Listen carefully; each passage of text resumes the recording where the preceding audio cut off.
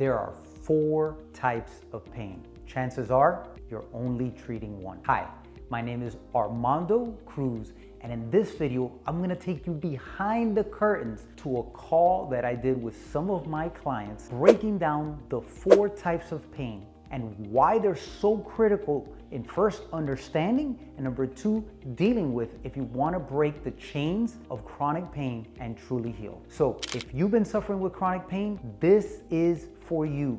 Stick around to the end so you can get a deeper understanding of exactly what these 4 pains are and how to deal with them to truly gain healing. Let's go. I want to welcome you to this call because in this call, we're going to dive in deep into what pain is.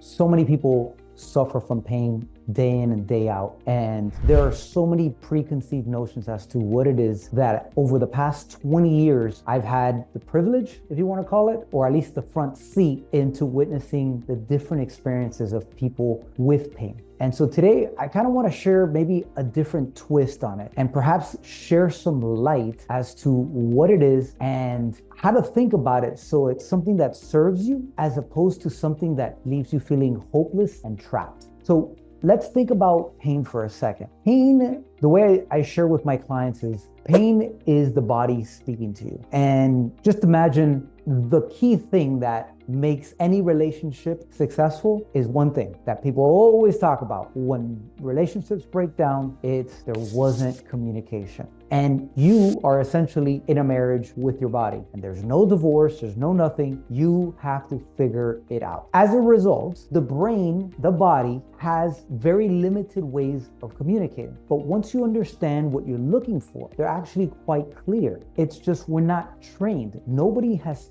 taught us how to understand the language of pain, or more importantly, and probably more accurately, the language of the brain. If you understand the language of the brain, you can eliminate your pain. I know, kind of cheesy, but it's very true. So let's talk about pain in and of itself. If pain is the way the body communicates, you need to learn that language, what it means for you as the person receiving that pain. You need to understand that pain is not the body punishing you. Pain is not the body trying to hurt you. It's the exact opposite. It's communicating exactly what it needs. It's telling you, I don't feel safe. I need to have more predictability.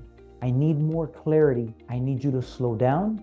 There are just different avenues of it. But like I mentioned, with any marriage, you need to have clear communication. And I can recall when my wife and I first got married, there was a period of definitely intensity because we did not communicate properly. Or let me rephrase that. We did not understand what each other meant. And again, part of this is when you're used to dealing with yourself, you know what you're thinking, and so you don't need to verbalize it in any way. But when you're married, you do need to verbalize what it is that you're feeling. You do need to verbalize what it is that you mean clearly and what you expect of the other person. The other person is then supposed to receive that and communicate back to you, number 1, if they're understanding, and number 2, if they feel like they can uphold to those expectations or they're not reasonable expectations. And that's where the dialogue continues, right? So from a marriage perspective, you need to have that communication. I remember my wife and I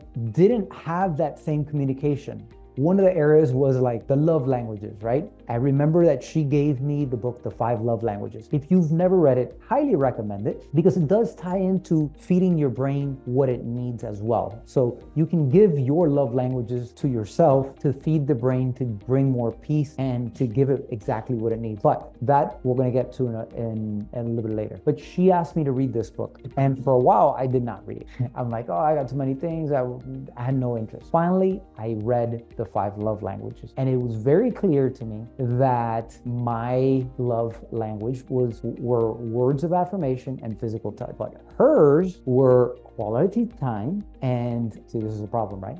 I'm trying to apply quality time and what is the other one? It's not gifts, acts of service. There it is. I promise I knew that. All right, so acts of service and quality time. The problem is that usually you give others your love language. So I was telling her how much I loved her. I was trying to hug her and kiss her, and that didn't make her feel loved. Eventually, I read the book and I understood, hey, I want quality time. But what does quality time mean? So we had had to define that, get clear. Because to me, I was like, oh, I'm with you all the time. I'm sitting next to you. And for her, it was like, no, you're distracted with the TV, you're distracted on the computer or on the phone or something else. That's not quality time. Oh, now there's more clarity. Now I was able to say, okay, now I can. So what quality time means for her is I need to be sitting with her, giving her my full attention. Not that it's easy, but at least I'm clear on what it is that she needs to feel love. So let's go to the body. The body, when you're experiencing pain, the body has something similar. It has its own love language. The body will tell you what it needs. You have to be willing to listen. But when most people come to me, they come to me because they have physical pain. So physical pain is physically feeling pain in a joint, a muscle, your back, your shoulder, your neck, and it's stopping you from doing it. It's usually there's some sharpness or some tightness or some pressure,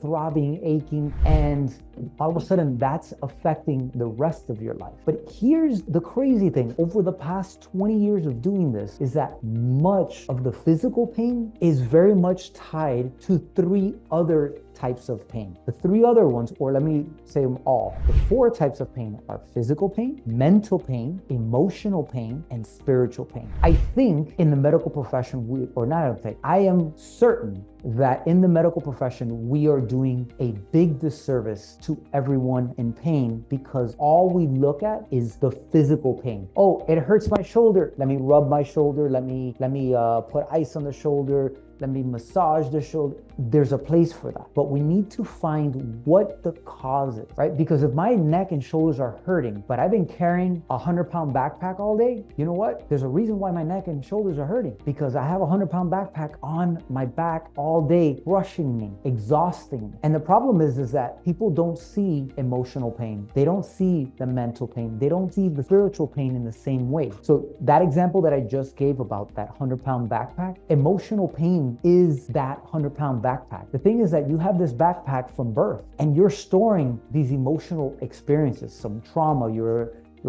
beliefs around your worth, beliefs around, your capability of doing things. You're wrestling with your own thought. You're wrestling with your own beliefs. And all those things start getting stored in that backpack. Some of them are big, right? There's some big traumas in our lives, but then other ones are those little ones.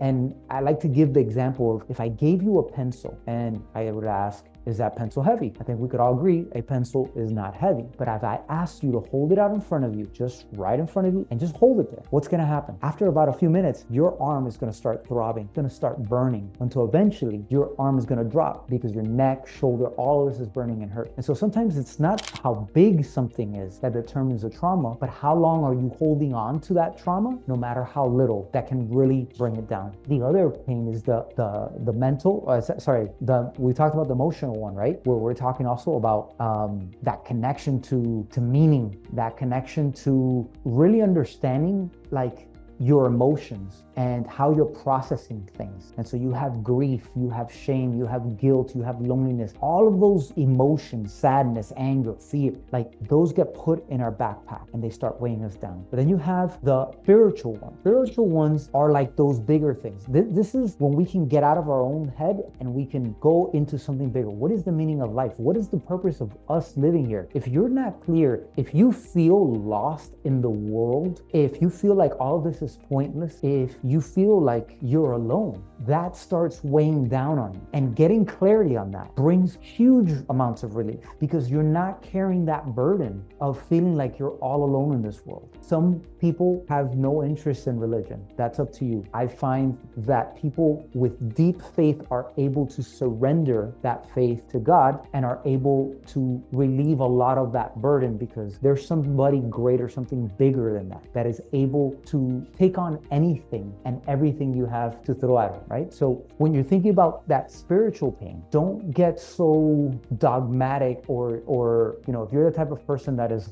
against religion, that's fine. But understand that by getting more clarity on something bigger than yourself and having a bigger meaning for things is gonna be important for that healing process. And the final one is that mental pain, where we're dealing with anxiety and depression and obsessive thoughts. You're thinking about that self-criticism. You're thinking or fighting through distorted thought patterns. That mental pain can really affect the way you think about pain, about your health, about the people around you. You know, very often pain leads to isolation because there's that feeling of nobody understands what I'm feeling. Pain kind of allows or makes you go inward because it's just exhausting. And to think of anything outside of what's happening to you at the moment can be quite difficult. And so when you're looking at these 4 different types of pains, if you don't address them, and when I mean address them, think the visual of quite literally taking the backpack off of the emotional, mental, spiritual, that is often leading to a lot of the physical pain. And there are times that the physical, there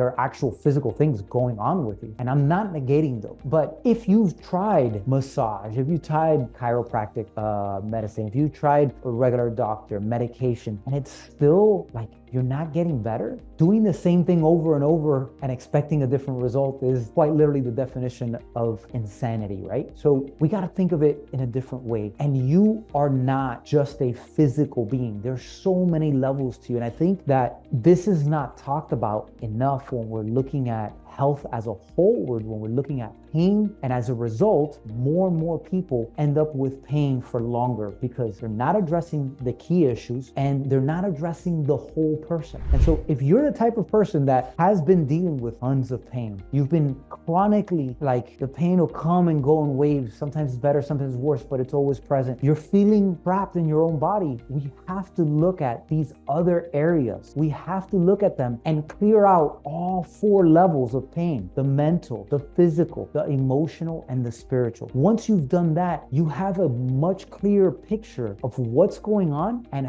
how to actually remedy it. I hope that makes sense because, again, these are things that are not often talked about. And I wanted to jump on this call. I wanted to jump on here and kind of share some of this perspective because if nobody teaches you this, if nobody talks about it, you're going to be stuck in that same cycle, that vicious cycle of pain, that vicious cycle of hopelessness, that vicious cycle of feeling trapped. I had a client of mine describe it: I feel like I'm in prison in my own body. And I remember there was a time when I was in high school where I was suffering from a lot of back. Now, granted, it didn't help that I was doing rollerblading off half pipes and landing on my back, not on purpose, but that was definitely not helping. Then I was going and playing basketball. That did not help. So I had to kind of dive back and try to get a deeper understanding of what was going on. And at the time, all I knew was the physical, and I worked through it as much as I could. But if I could go back and rewind the tapes and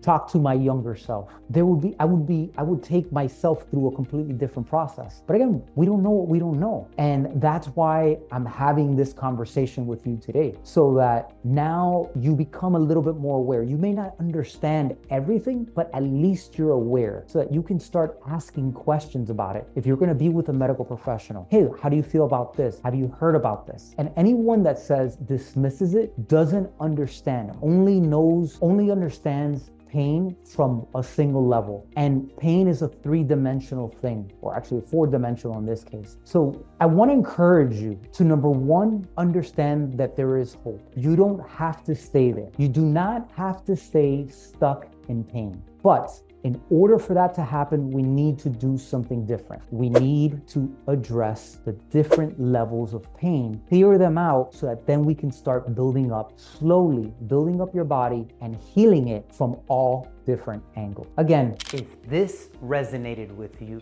don't just stay there. Let's take the next step. Go to cruisecountry.com and schedule your pain profile analysis call today. Let's get rid of that pain. Please like, subscribe, and share this video with somebody who needs more hope and needs healing. I've been Armando. I'll catch you later.